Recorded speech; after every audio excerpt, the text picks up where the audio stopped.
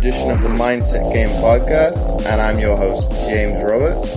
I'm a two-time Paralympian, online training and nutrition coach, and owner of James Robert Fitness. You can find more of my content by going to my website, fitamputee.co.uk.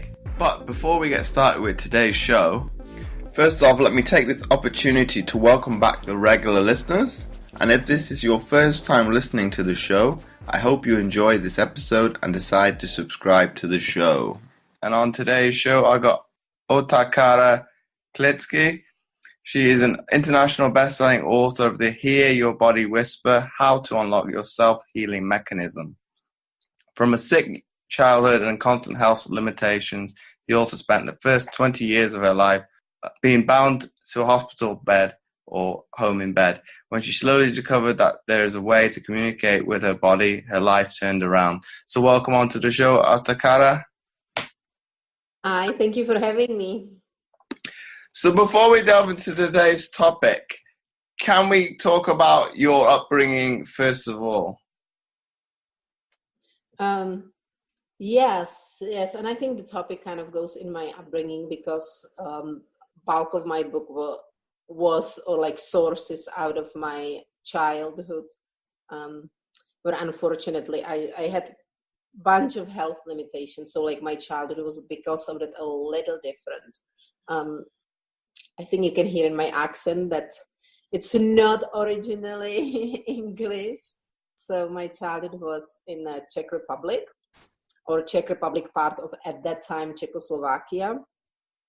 And it was, I grew up having a bunch of health issues pretty much ever since I was very little, ever since I was about 2 years old. So things did not work out always the same. I should not say the best.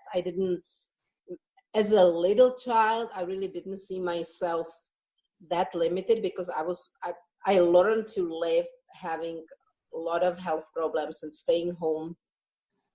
And oftentimes I remember having 1 year, 87% missed hours at school. So I was much more home than I was at school. Thankfully, I really never had a problem catching up when I went back. And at that time, especially living in Czech at that era, in 80s when I was a kid, it was still in a communism, so there was really nothing much to watch on TV. So I read a whole bunch of books because I was a lot of times at home. So at least to me, looking back, I don't feel so bad because I became such a bookworm, which turned me into an author much later on in life. Although then later on growing up, the health issues started to be worse and worse. So they started to be a little bit of more problems and limitations on things I was allowed or able to do. And so later on, once I became a teenager and adolescent, young adult, I started to really rebel against these limitations, whether they were my health or even the limitations that were put on me because of the doctors or my family. All in a good will. I shouldn't say the limitations of my family put on me because of my health. So they all meant the best. But it was at that point I had enough of the years of being at home and not doing things till I just decided that it's time for me to be free of any issues, and it was time to fix my health on my own because I really did not have a lot of other people around me try to help, the doctors or everything, and it did not seem they were going anywhere. What they were barely able to do is put a patch on something at the moment, a little tiny band-aid, but it seemed almost that the band-aid itself would eventually cause something even worse. But do you think growing up in what it was the former Eastern Bloc, had an implication on your health? Or would you say it would not have differed if you'd have been in the quote-unquote Western world? Oh, gosh. I think it would be the same. It's hard for me to judge right now, but I don't think at that time, I think the healthcare system was not bad, actually. They would send me every year. I would go to for like a couple months when I was actually during my like healthiest times. They would send me for like usually around like 8 weeks, 6 to 8 weeks, to like some like mountain location where they would send other kids who would have like a lot of health issues, and we would be doing a lot of different kinds of like long-term therapies that it was believed that was healthy. So it was always another like couple months out away from school in my life, and being around kids who had a lot of health issues, which made me feel kind of more normal there because I was surrounded by those who had similar problems. So actually, I don't necessarily think it would be any worse. I would almost guess it would be better because I am a believer that, and this has nothing to do whether it was an Eastern Bloc or no. I'm living in the United States right now, and the healthcare here, it's very profit oriented. And so with having like permanent issues, I would be really, really scared to be going to the doctors here because they could really have me reeled back in like as often as they wanted to. So they could really milk the insurance a lot. And I grew up in a system where, entire politics aside, the healthcare was in the hands of the government. And I think that, that does not, I wanted to say this does not like reflect any kind of political stand, except I think that having a healthcare in the hands of government is the best benefit for the patient, because the government actually has a reason to have you healthy. The government wants you to pay taxes. If you're not at work working, and if you're not productive, you're not paying taxes. Therefore, the government suffers. So having a healthy patient is much more profitable for them. It's a benefit for the government. Where if you have a healthcare system that is based on profit, where your sickness brings the profit to the doctors, pharmaceutical companies, the profit there is far too huge to, like, I personally don't really feel that I can trust so much, because I don't know who's gonna profit on me and would want me like back at the hospital because there is some more issues. So like I said, politics aside, I actually think at that time, like I said, like they would send me for a couple months during the healthy time to like mountain locations, so my breathing would get better, and we would be singing in a room filled with salty steam again. So we would be like getting a really nice like salty steam into our lungs, and hopefully, I mean, the desire was that we would get better. It's hard for me to judge whether it was or wasn't any better for me in the years following, because I did have these issues. So without a question, I'm not sure if it was beneficial for any scale or no. They said there was a sort of a prevention program. So I think like on that scale, it is good, because the government looks after like they figure out that actually trying to do any kind of prevention of anything is better than like later on cure the sickness or cure the disease. So that I think probably. And Otakara, now moving on to kind of the present day and kind of coming to terms with writing the book, what was kind of for you being the precursor to wanting to write it?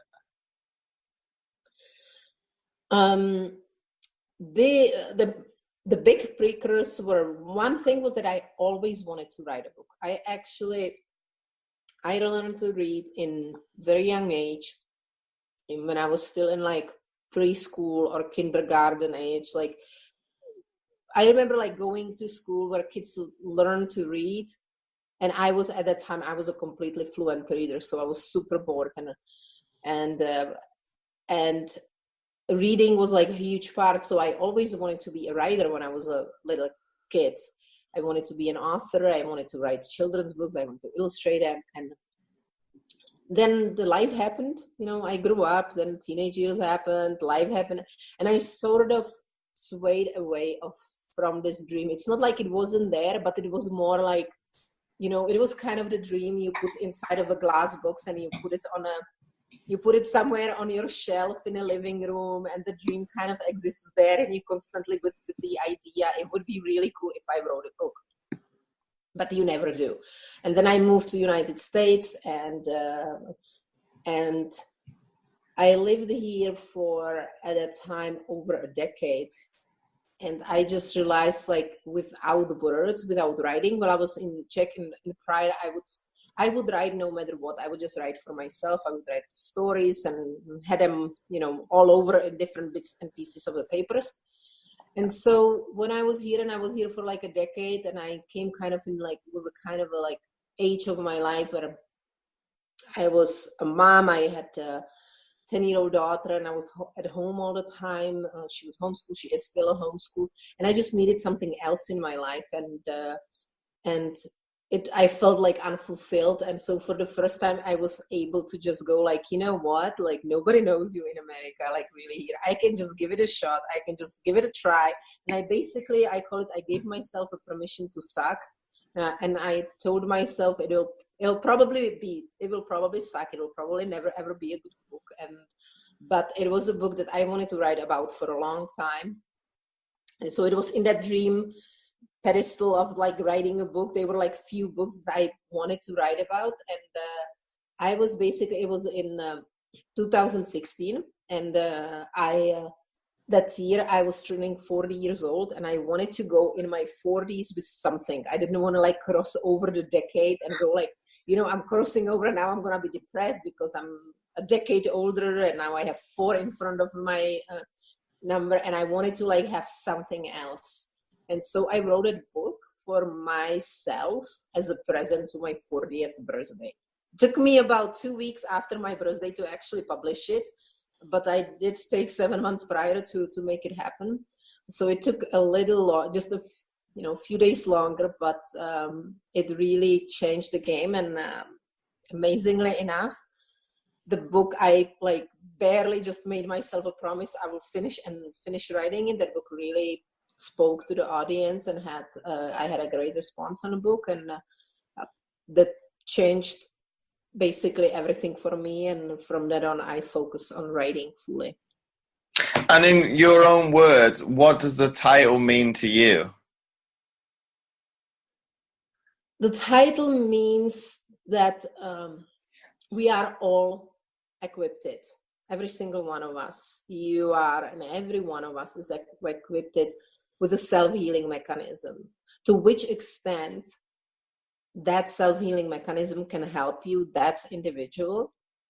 But without a question, no matter whatever is your health history or your health issues, it's there. And more you try to listen to it and you kind of align yourself, and I'm speaking about self as being that soul kind of mingled with your brain, mind. So when your self itself starts to get aligned with the body, which in real perspective, 90% of your body cells are actually not even human cells. They are cells of different microorganisms. Then the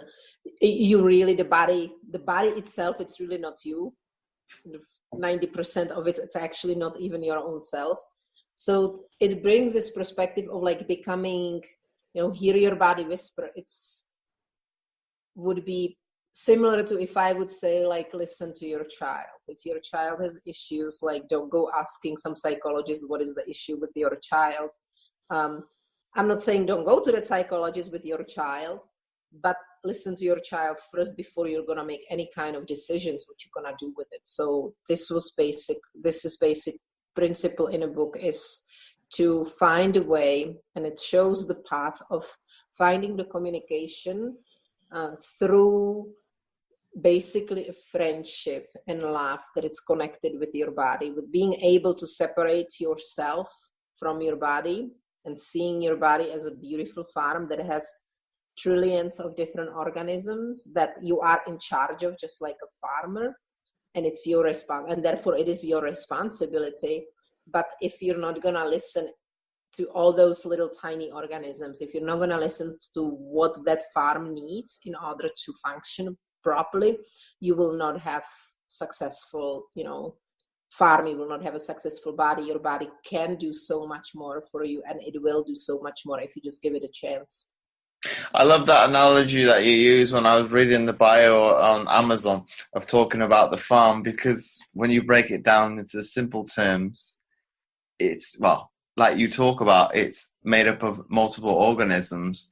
It is really on the outside of it. It's exactly like that. You're trying to organize different things that are out of your control at times.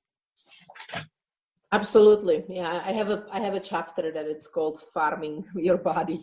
So it's very much it changes the perspective. It basically helps to change the perspective, because what I find, especially among women, is that it is very hard for us to love ourselves. So there you have like a bunch of memes, and everybody goes around like, you gotta love your body if you don't love yourself. But what on the end, like what it is, like the question is what it is to love your body. Is it to love you always should love your body because it always does its best. But a lot of times what I find unfortunate in this culture is that people love their own bad habits, and they fight with the society and they call their own bad habits the love towards the body, which actually oftentimes it isn't. So I wanted to show a different path. I wanted to show a path that actually truly brings the love to the body.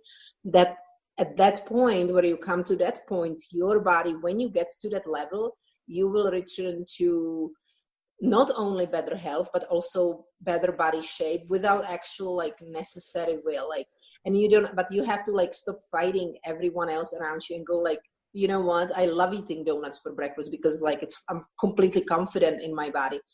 And I'm not trying to say this is a bad approach. It's just, I'm just trying to alter that approach a little bit to actually truly ask yourself, are you really fighting maybe the people around you, or are you fighting society? Because my book isn't about that. My book is on truly just aligning with the body without any society, without anyone telling you anything really, and making it your own mission to be in that peaceful stage, to the point it really doesn't matter. It doesn't matter whether somebody gives you compliment. The compliment, I mean, it's nice, but it's not something that should really like tickle your ego. But just at the same time, if somebody would say something mean or bad, or you will not have that feeling of anyone giving you a bad look at yourself, because you are confident with what it is, and the relationship of you and your body, it's constantly especially at the beginning, it's like it's a journey. So your body starts improving, and because your body starts seeing your own attention to it, and that's why I compare it to the farm. Like, so basically you are using, I'm using that terminology so the reader is aware of the mass that the body is, that, and then the reader is aware that they are all those trillions of organisms. There is 10,000 different species, 10,000 species living on top of our skin, inside of our body. They extract nutrients, they turn provitamins into vitamins in our body. They are responsible for healing our sicknesses, for our immune system. Our immune system is very, very, very little dependent on human cells. It's mostly dependent on other cells. And so because it is so much easier for us, especially women, it's so much easier to love and help someone else, to always go and nurture someone else. We will always go and nurture our children. But we put ourselves on a back burner oftentimes.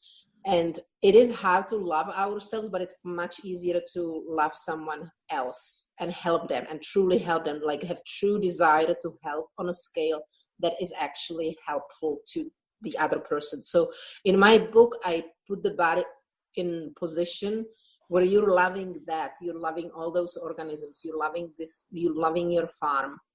And this is a path to put you in a place where your body starts responding, because I think the biggest blockage is sort of a self-guilt a lot, oftentimes, to our own habits, to our own things, and self-judgment that never should come. Like, no matter whatever shape you are, no matter what point you're starting, the self-judgment just has to be dropped in order for the body to function for you. At any point, if you are alive, if you listen to this podcast, you can be 100% sure that your body did its best under the circumstances to keep you alive. And you can give up on your body. You can really live life where you like just don't care. But your body has never ever, if you think about it deeply, your body has never ever gave up on you at any point. Even if you were at your worst, if you survived it, that body was fighting for your survival to be here. And so this book is basically based on that, based on bringing the love and the relationship, the friendship with your body to like scalable level that you can grasp, and the reader can take it and change their health. They can change how they feel, and go on and be better, have better life. Do you think on the flip side of that, Otakara, that if you have the kind of the perception of you think you're going to be ill, you can kind of put your body in a kind of a negative state and kind of a toxicity, and then it actually responds and becomes that way. Kind of a bit like hypochondria. You think you've got an illness, and then it kind of the mental side of things, it actually perceived to then take that on board. Absolutely. That's a great question. And it's very, very, very true. I have a friend who's a psychiatrist, and she says that 90% of any sickness starts in your head.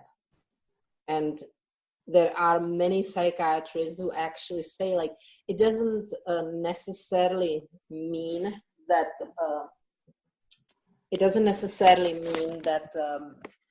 if you have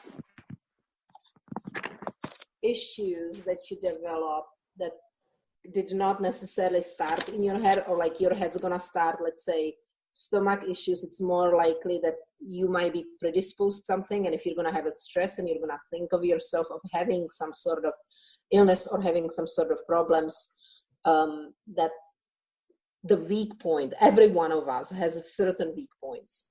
And I saw it very clearly as a child, where I started when I was from about a year and a half, when I started to have pneumonias and I started to have respiratory issues. But then later on in the 5th grade, my liver gave out, and then I have issues with my ovaries when I was in my teenage age. But all of these things were like sort of dormant there. Like, I was predisposed to every one of them. Even the years prior, it was just a question of when these things will come into the light. And I think this happens to us. So it's not necessarily saying, like, if somebody say, like, I have this issues, I have allergies, and they think that that's just what it is, like, that you cannot psychologically cause yourself an allergies. And with allergies specifically, I find that's extremely psychologically driven. Like, you can fix your allergies with the level of how you think. And there is a lot of, it does not mean that it's untrue what is happening in your body, but it means that your body has the capacity, and somehow you're not connecting to this capacity of healing. So a lot of issues, and a lot of people say, like my psychiatrist friend, that I even say it in a book, there was actually done study on it. And psychologists, psychiatrists, doctors, they do agree that our own mind is the worst thing usually what happens when it comes to terms of our own health. We don't know it, like, we stress. The stress is, perceived as a true health issue. If you're going to put yourself under tons of stress, it's going to show at some point somewhere. A certain level of stress or spikes of stress on the other hand, can help us. Just like going to the gym and you work out. If you keep working out, you're not there all day long. You're not spending all your waking hours running on a treadmill or like lifting weights or doing something. So it's a short burst, but these short bursts build your physical muscles. Your body makes you healthier. So if you have like small bursts of stress, all these things can be beneficial for your mind. But unfortunately, we live in a society, modern society, where whether we do it consciously or whether our society pushes us into it, it pushes us into very permanent stage of stress. We push ourselves into permanent stage of self-judgment, of cultural judgment.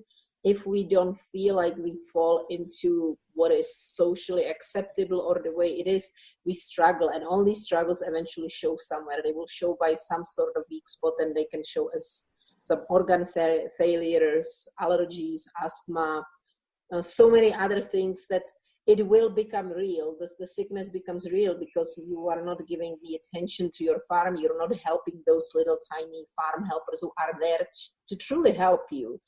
But when we stress and when we don't pay attention, and I feel like when we give our health as a first place to the hands of someone else, and it doesn't matter to me, it doesn't really matter whether you are oriented as a person who goes to the traditional doctor, or if you want to go see a shaman, or if you want to go see some sort of a healer, it's still a secondary person. No matter what, it's not you. And I feel that a lot of times, even people go like, oh, but I don't like doctors. I'm using natural path. I go to the natural path. You're still asking this question to someone else. You're actually still asking someone else who is not inside your body to guess on their experience what is going on in your body. And I believe if they spend many years, they can definitely make good guesses, but it's never like the real thing. You should go first within yourself, and then once you have that answer within yourself, then go to them, then go to a secondary person, or decide whether it's even important, whether your body can handle it on its own without actually asking anyone else. So I definitely believe the power of making yourself sick is huge. I've done it as a teenager a lot of times just to get out of school, because I could get myself sick within minutes if I wanted to. So, but Otakara, in terms of like lowering stress, would it be good that people try to implement a form of either meditation or mindfulness to get rid of, well, what quote unquote is a form of toxin? Absolutely. The only way you want to be able to talk to your body is through through mindfulness. You have to be able to be mindful. And so basically, mindfulness teaches us about being in a moment, and a lot of times in these mindful moments when we practice them, and they're excellent, we focus on like being now, and we still focus on our surroundings. So basically in my teachings in a book, it's very much about mindfulness. It's very much about meditation in it. But instead of like focusing on what is present, mindful on the outside, you're just invert that eye inside yourself, and you do your meditation, you do your mindfulness, and be mindful of what is happening to you at that moment inside yourself. So 100%, it's very, very, very important to slow down, because we are looking into communicating with trillions of organisms that are way too little to be grasping the speed of our like where our mind wants to take us. So we have to lower the energy, just like you would want to lower the energy if you wanted to talk to, like, be with a young child. You kind of have to change your tone of voice. If you want to talk to a young child, you want to change your attitude, because you cannot talk to a toddler the same way you're going to talk to your peer. But how would you go about doing that? I know people would assume with meditation and mindfulness, you're going to want to slow down your breathing. But how would you internalize to be able to communicate with the rest of your body? I actually have, with my book, I give a free meditation. There is a free downloadable meditation that people can, and actually it's written. I have it in a way that everybody can take it, and I suggest that everybody actually records it themselves with their own voice, so they hear themselves. And then one of the things, part of it is actually acceptance of your voice, because a lot of people go like, oh, I cannot relax if I'm not going to say. And it's a conscious practice. Like, you have to practice to speak nicely to yourself. So it's a great step. And also, if you have the written down meditation, then you can adjust it to your specific needs, because some places when you go in, and so what I have there, actually anybody can download it at otakarakletje.com. So the meditation's free up there on my website. And basically you go, and I do that, you kind of like go in with your breathing, you go inside your lungs, and then you jump on a freshly oxygenated vessel, and you take a tour through your body with your blood system. You kind of tour the entire, you visit every organ, you visit every place, and in every place you kind of stop and focus and focus your energy at that moment, and give it a chance to your body to respond, to start talking back to you. And it's not like it will happen at the first time, because usually the truth is we put ourselves in some sort of war with our body.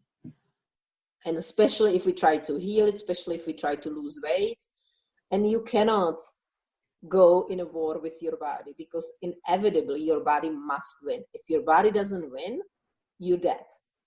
So your body has to win. So instead of fighting the body, you have to put yourself on the same boat and go like, I'm okay. I want you to win. And I want to be your friend.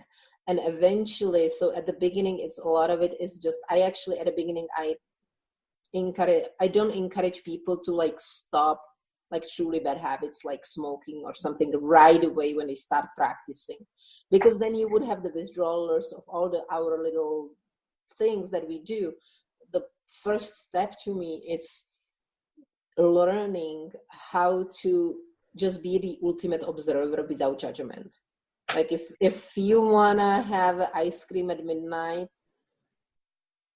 do it now. For like at the beginning, we're starting at just being able to look at it without judging. We want to be able to look at it that, okay, I smoked half a pack of cigarettes today. I don't want to judge myself. I don't want to fight against society. I just want to be consciously aware of what is happening and not judge that situation. And I think that's the judgment itself, no matter what, is the true enemy when it comes to any kind of communication. So the first thing is to start to just learning, going within your body and just kind of like pause in every place in your organs, in your body, and see if you feel something. If you might not feel anything at the beginning, but usually if you truly if that area has some sort of problems, you will eventually start feeling things there. And you will start getting these messages, and you will start becoming consciously aware of what is the best. And eventually, and this is the beautiful part, you crave the best thing for you. You don't have to fight it and go like, oh, I'm gonna push myself from not doing it, and I'm gonna really, really suffer because I'm gonna go on this very specific diet, and I'm gonna suffer through this diet, and I'll make it. And you can sort of fight it, but it's extremely hard to maintain. It's like you cannot maintain this war with your body for a really long time. But when you start being like in love or being friends with your body, then your body actually can engage mechanisms that make you crave things that are beneficial for you. And so at that point, you actually look towards these things. So there is no suffering of the mind. There is no suffering of the body, because the body wants to heal itself, and it wants to crave the things that are good for you. And in that terms, it's kind of a lot of times the problem is that we are actually addicted to either food or habits or something. We are extremely addictive type of creatures, even if you're like on your outside, even if you don't have any addictive habits, like even if what would society say your worst addictive habits is drinking a coffee, you may have, there are definitely going to be other things that you may like look at. Is it like sugar that really hijacks your brain eventually? So we need to recognize these patterns of what are our own addictions, and in order to fix it, we cannot judge it during the time when we have it. So we just kind of have to like focus it. And once we actually know and we can actually see it, then we can ask the body for the help, and then the body itself will help us to change these things, to change these bad habits, to stop us from whatever it is that our thing that we do that it's counterproductive for our own health. But you talked about the being able to be in tune with your body and being able to find when things are not going quite right. We touched upon earlier that you can kind of make yourself ill when you're inside your head. What can you kind of do to overcome that? Because obviously if you perceive that you have a problem, it's kind of the wrong place to be in your mind. Right. That's a well put together question. I think that once you observe that and once you are aware, I don't think our core is being self-destruction. Our basic instinct is survival. And so actually once you feed, and you are okay to feed the true survival instinct that is inherently in every one of us, I think every person who even commits suicide actually is equipped with a survival instinct, because they made it to that point. It just was their head, like you said, that they brought them to the point that they are no longer, feeling they need to be here. But these things generally happen because of the circumstances of their surroundings where they're at, because there is plenty of people who are, Stephen Hawking, I would say, lived a very fulfilled life, and the world looked up to him throughout his whole life.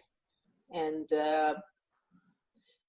from any person's perspective, you could go like, that guy had very limited ways of living, and yet because his mind was correct, he was able to go into the universe. While we just feel lucky that we can walk and move, he didn't care, because inside his head was the entire universe. It was so much bigger than just this world had to offer.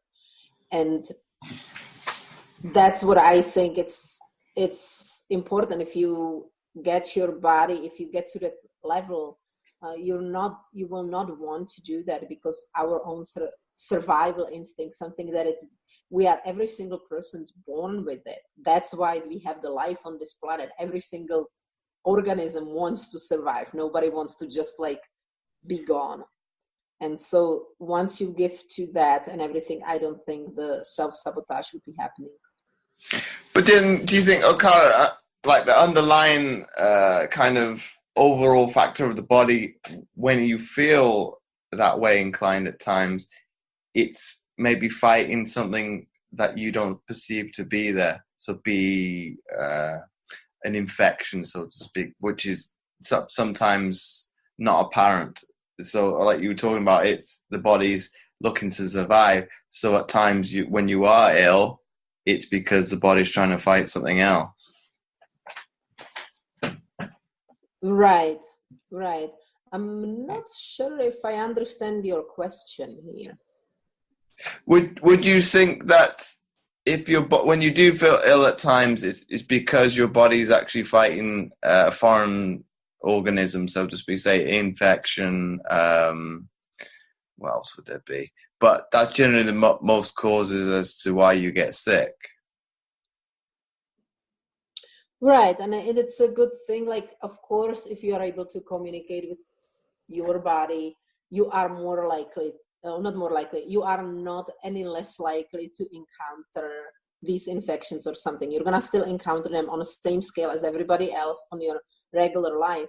The only difference here is that when you're able to communicate and you come in contact, let's say, with common cold or flu during flu season, because you are able to communicate with your body, and because your body can speak back to you, your body will let you know very soon, sooner than the people who are not aware.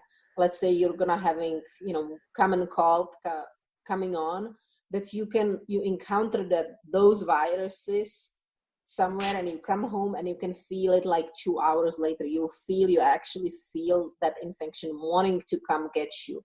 And because it's too small in order to like really procreate in your body, you can very efficiently, you can go and help your body. You can go and have a bunch of vitamin C at the time when it really makes a difference. Because once you already like sniffing and coughing and giving yourself ephedrine-based drugs so you can stay up and go to work, when your body is literally telling you shut down, you need to lay down, I need you to lay down because we need the body like in order to heal it. So you just pump yourself up on a caffeine, you pump yourself on cough suppressants, that none of these things actually help your body, they just mask the symptoms. And so it's, it's very much like just being, I was going to say, it would not be a proper word to probably say that, but like not just being not nice to your body, just go like, whatever, you deal with it, like it's fine, I have a work to go to.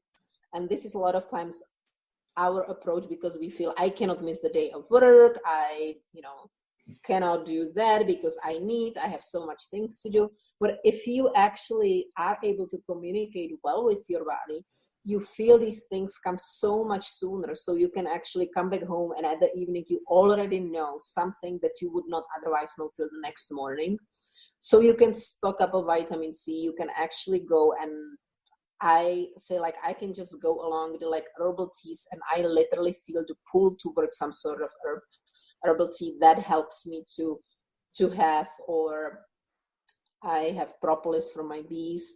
So there are things you can do in order to like equip your body overnight. Then you go to sleep and you actually wake up, instead of being sick, you wake up completely healthy because you gave your body a space. And one of the major things that I find very important, and it's hard for people to get, but like if you actually change the concept in your head, you can do it.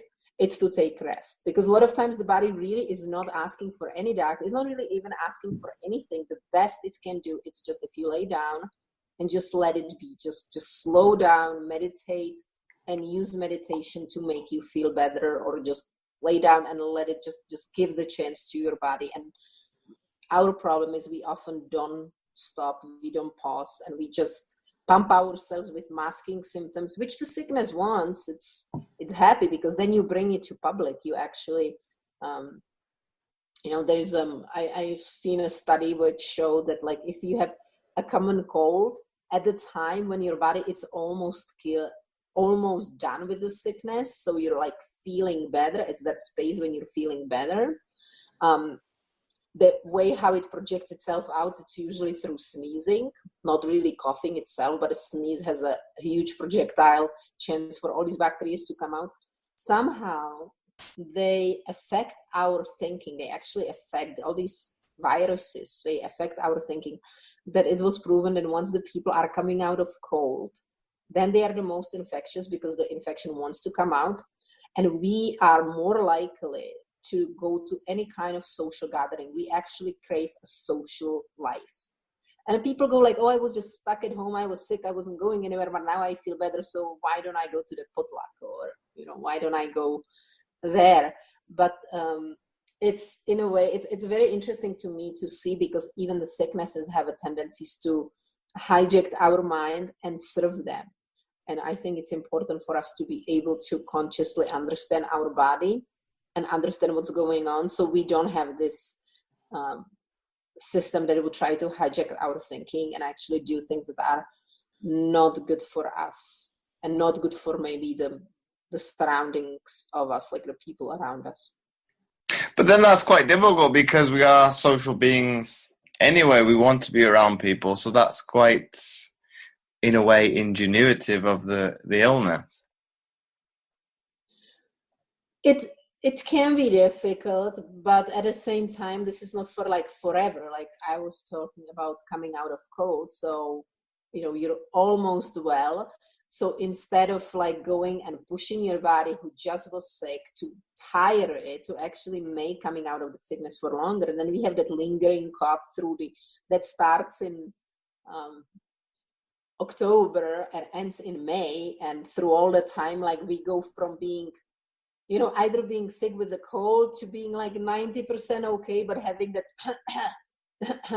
every once in a while.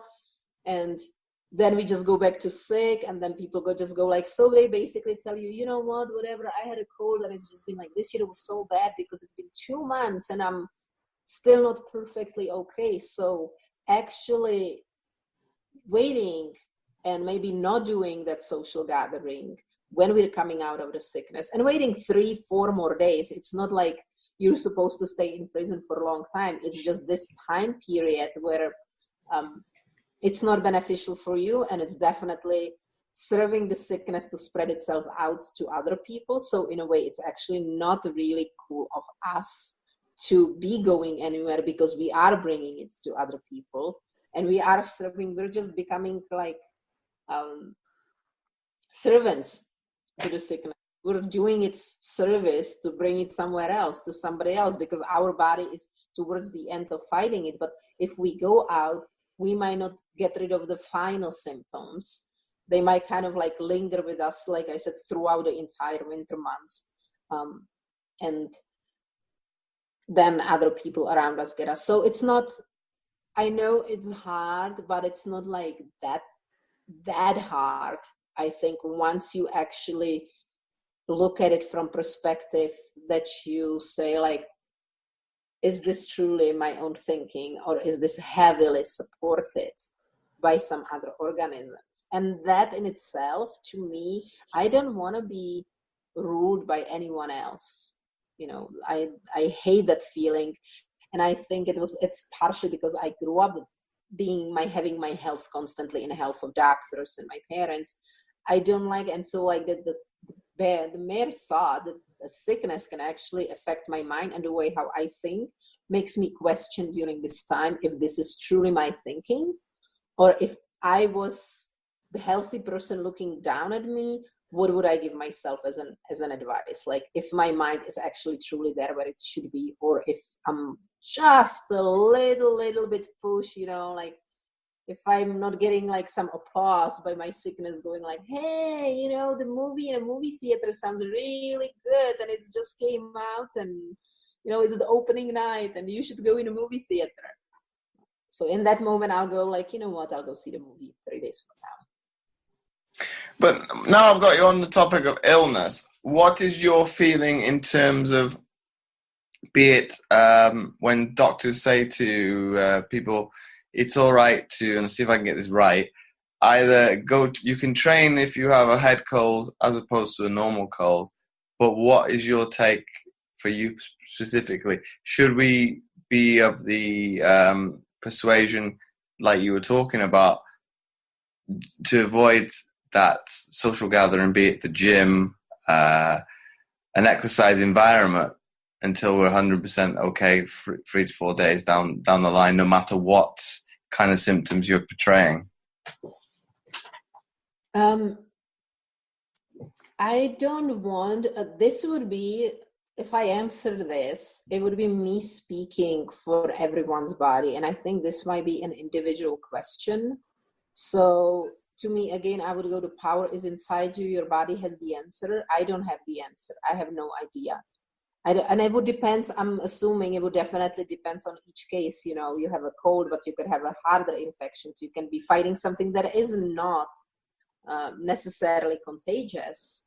And so your need to go to social gathering could truly be just a social need, but because of your infections, maybe you are not in a physical position to do that. Maybe instead of it, if you craving some company, it would be better to ask your friends to come and visit you and decide to make a dinner and have your friends to bring some takeaway from some restaurant, so you don't even have to cook, but like bring that life to you. bring other people into your life if this is what you want. But what I would say, if you are well connected to your body, your body will have that answer. I cannot say the answer myself. It might be okay that you're not 100% for the body, and it might not be. But once you know, your body will tell you, and then you know. And my final question before we wrap up the episode is, if we had to summarize what we've been speaking about today into one sentence for people to take away, what would that be? You cannot expect to go in a war with your body and expect to win. You always have to be a friend, a loving friend, or have a lot of love towards yourself. And on the same boat. So once again, Otakara, thanks again for coming on the Mindset Game podcast. Thank you, James. It was wonderful talking to you. Definitely had some interesting questions, and I had my mind going here. So it was fun. It was my pleasure. And before I forget, I would really appreciate it if you would be so kind as to leave a short written review, as it helps to get the podcast more notoriety, and it would be more visible in future to others, and thus helping more people, which my guests and I are all about. Once again, thanks for listening, and I'll catch you next time for another episode of the Mindset Game podcast.